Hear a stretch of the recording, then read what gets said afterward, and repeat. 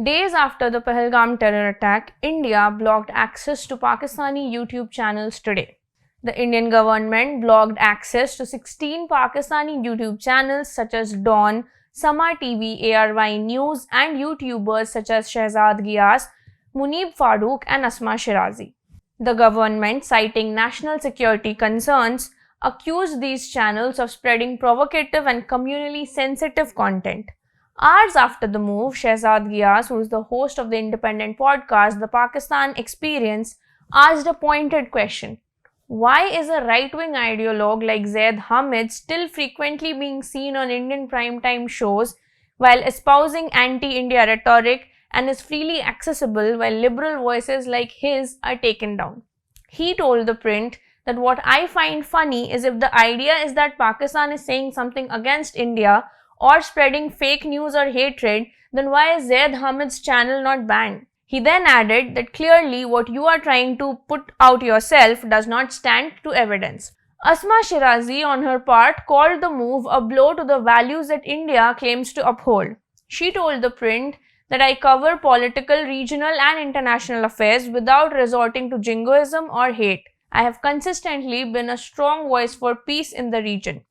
She now plans to formally protest the decision and said that a country that calls itself the world's largest democracy should have the courage to hear perspectives from across the border. She further added that this ban only exposes the hollowness of India's claims to democracy and free speech.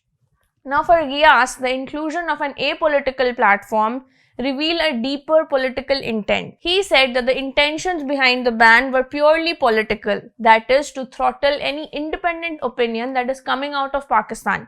It is almost senseless, according to him, to include a sports channel in that as well. More than the bans themselves, it is the selectivity that he found troubling. He told ThePrint that when you see some shows like Arnab Goswami's, the Pakistani representatives that they invite are usually people who spew hatred against India. The idea sold is that all Pakistanis want to conquer India and hoist their flag in New Delhi. He further added that the role of big tech companies like YouTube in complying with government takedown requests is yet another part of the story. According to him, big markets like India have sent requests in the past and companies like YouTube simply want to comply. Now he has little faith in big tech. Although he said that he too would file an appeal with YouTube, but he had little hope for success. Do I expect anything? Ghias says, and then he answers himself with a resounding no. But the numbers speak for themselves. Before the ban, 30% of the podcast listeners came from India and another 35% from Pakistan and the rest from the diaspora, Ghias estimated, though he cautioned that the numbers were rough. Of course, the ban will cut into his audience base, particularly among more casual viewers. He said that sometimes when he did these live sessions, there were people who joined from villages in India that he had never even heard of.